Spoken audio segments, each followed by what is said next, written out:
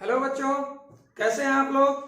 आज मैं फिर आपके लिए सामाजिक विषय का अध्याय नंबर 3 का ही दूसरा पार्ट लेकर आपके बीच हाजिर हूं।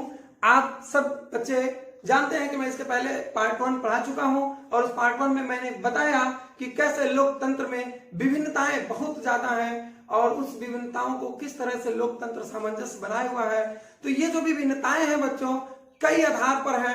मैंने आपको पहले भी बताया है कि जातिगत आधार पर है, रंग के आधार पर है, भाषा के आधार पर है, क्षेत्र के आधार पर है और देश की विशालता के आधार पर है। तो अलग अलग तरह से ये विभिन्नताएं देखने को मिलती हैं। पिछले चैप्टरों में आपने अगर सत्ता की साझेदारी पढ़ा तो देखा कि सत्ता की साझेदारी में श्रीलंका में आपने देखा भाषा के आधार पर बहुसंख्यक जो थे वो सिंहली भाषा वाले, वो अन्य भाषाओं के साथ असमानता रखते थे, मतभेद रखते थे।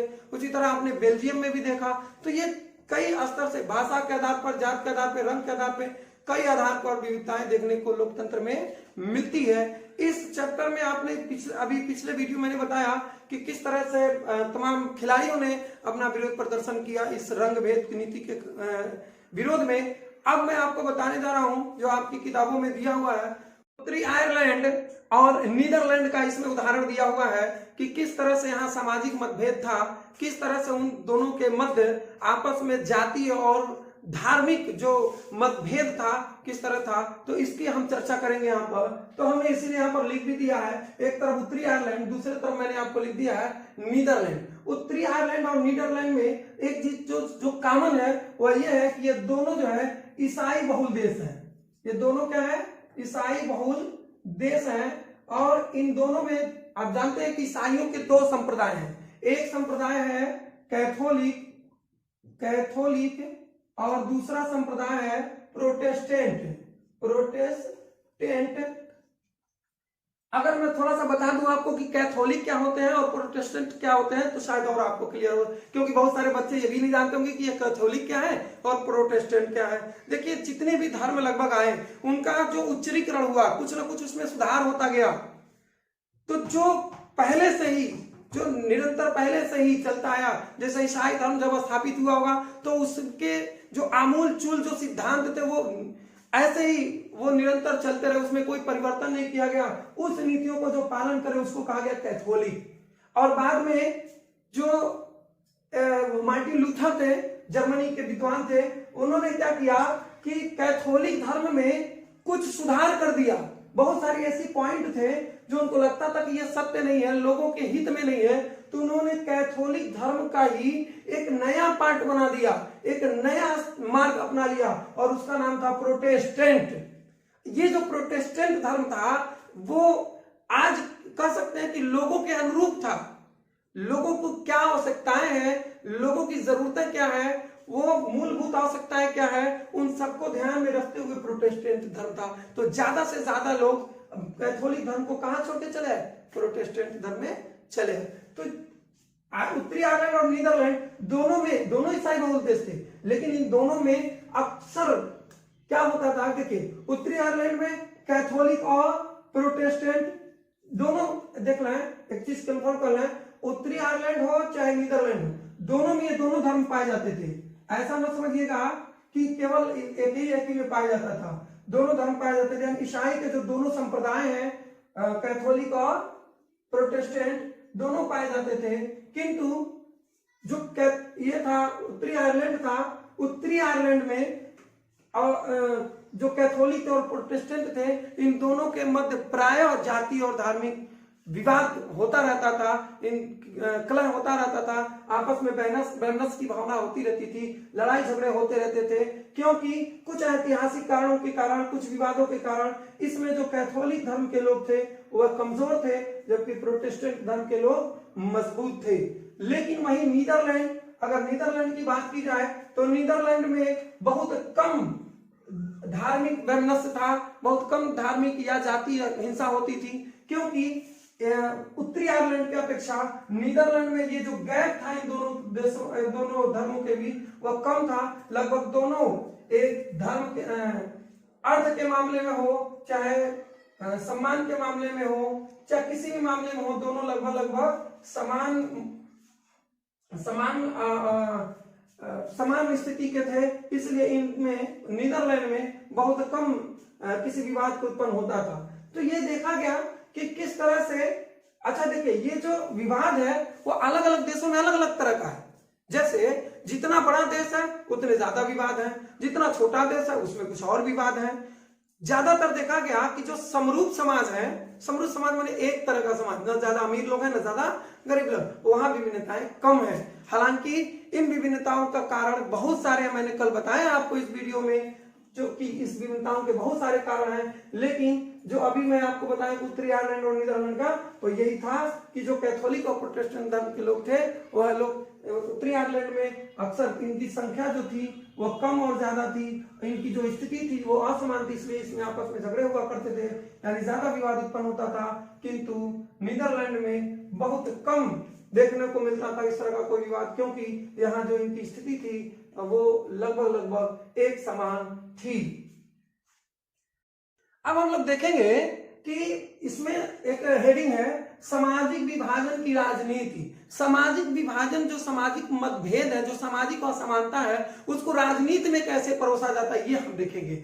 अब राजनीति में क्या परोसने का मतलब हुआ, आप जानते हैं कि लोकतंत्र में राजनीतिक पार्टियां काम करती हैं और राजनीतिक पार्टियां इसी सामाजिक विभाजन को, सामाजिक मतभेद को आधार बना करके अपनी राजनीतिक रोटियां सेकने का कार्य करती हैं। वो अलग अलग मुद्दों को लेकर के कहती है कि मैं आपके इस सामाजिक मतभेद को मुद्दा लग करके अपनी बात सामने रखूंगा, डिमांड करूंगा, मांग करूंगा सरकार से। इस तरह से ये कई बार ऐसा होता है जो विभत्स रूप ले लेता है, जिसका देश की अखंडता, अक्षुण्णता पर बहुत अधिक गहरा प्रभाव पड़ता है। तो हम लोग देखते हैं यहाँ, चूंकि आपका ये जो दिया हुआ है उदाहरण, ये उत्तरी आयरलैंड को लेकर के दिया हुआ है, तो उत्तरी आयरलैंड में जो मैंने अभी पीछे बताया कि वहां अक्सर जो है जाति और धार्मिक हिंसा होती रहती थी। उसका कारण क्या था, वहां कारण था कैथोलिक में और प्रोटेस्टेंट धर्मों में जो असमानता थी, वही असमानता उसका मुख्य रूप से कारण थी। तो उसको राजनीति में कैसे परोसा गया ये मैं बताने की कोशिश करूंगा।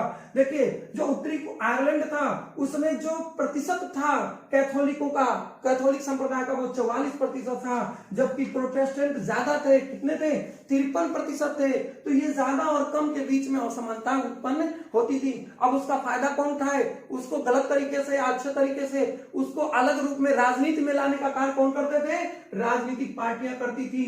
तो जो कैथोलिकों की तरफ से काम कर रहे थे, उनकी आवाज को बुलंद कर रहे थे, उनकी आवाज को आगे बढ़ाने का काम कर रहे थे, उनकी डिमांड को आगे बढ़ाने का काम कर रहे थे, वो थे नेशनलिस्ट पार्टियां थी, जो कैथोलिकों के पक्ष में काम कर रहे थे, उनके पक्ष में राजनीति कर रहे थे। उनका यह कहना था कि जो उत्तरी आयरलैंड है उसको जो आयरलैंड गणराज्य में मिला दिया जाए। आयरलैंड अगर गणराज्य में मिला देंगे तो वहां पे कैथोलिकों की संख्या ज्यादा है, तो इस तरह से हमारी स्थिति क्या हो जाएगी? अच्छी हो जाएगी। उनका यह डिमांड था। जबकि प्रोटेस्टेंट जो धर्म था उनकी संख्या पहले से ही ऑलरेडी 53% थी, 53% यानी कि ज्यादा थी कैथोलिकों की अपेक्षा।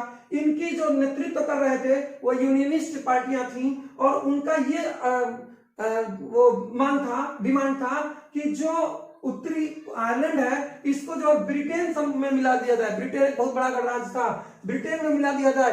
क्यों? क्योंकि वो ब्रिटेन जानते थे कि ब्रिटेन में प्रोटेस्ट धर्म के लोग ज्यादा हैं। अगर ये उत्तरी आयरलैंड ब्रिटेन में मिल जाता है तो प्रोटेस्टेंट वाले धर्म और मजबूत हो जाएगा।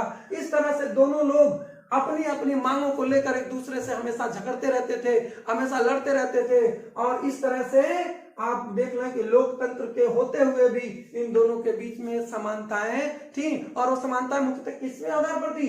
धार्मिक आधार पर थी, कैथोलिक और प्रोटेस्टेंट आधार पर थी। अब हम देखते हैं एक अगला हेडिंग, सामाजिक विभाजनों की राजनीति का परिणाम। ये जो सामाजिक विभाजन है उस पर राजनीति का क्या असर पड़ता है, किस तरह से राजनीति उस पर अपना असर करती है, ये हम देखते हैं। इसके लिए हम 3 हेडलाइन लिखे हुए हैं, 3 हेडलाइन के माध्यम से देखते हैं। देखिए, सबसे पहले देखते हैं अपनी पहचान के बारे में लोगों की धारणा।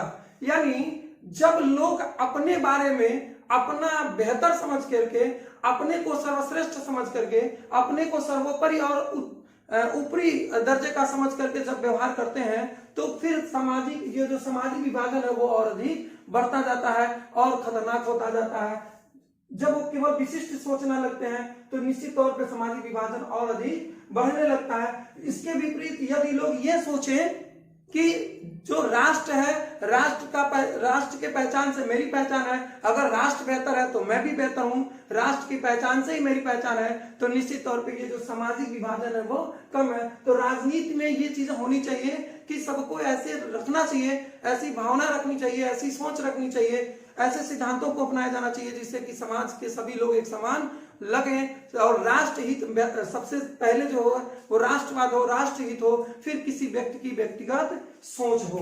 नंबर दूसरा है राजनीतिक नेताओं की भूमिका। ये भी बहुत मायने रखती है कि राजनीतिक जो नेता है वो किस तरह से अपनी बातों को रखते हैं लोगों के बीच में, किस तरह से परोसते हैं, कैसे हम अलग अलग समाज की बातों को अलग जाकर के सामने सरकार के समक्ष रखते हैं। अभी मैं पीछे मैं बताया हूं ना कि कैसे अलग अलग जो पार्टियां थी वो अलग अलग पार्टियों ने किस तरह से अलग अलग नेतृत्व किया।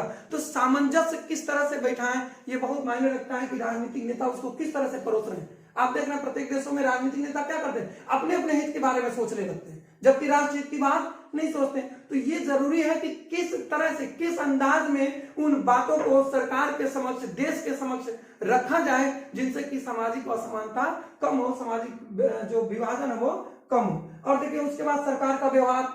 अब सरकार का व्यवहार भी बहुत मायने रखता है कि सरकार विभिन्न समूह के लोगों का, विभिन्न वर्गों के लोगों का जो डिमांड है उस डिमांड को किस तरह से कंप्लीट कर रही है, कैसे ले रही है, कैसे इग्नोर कर रही है।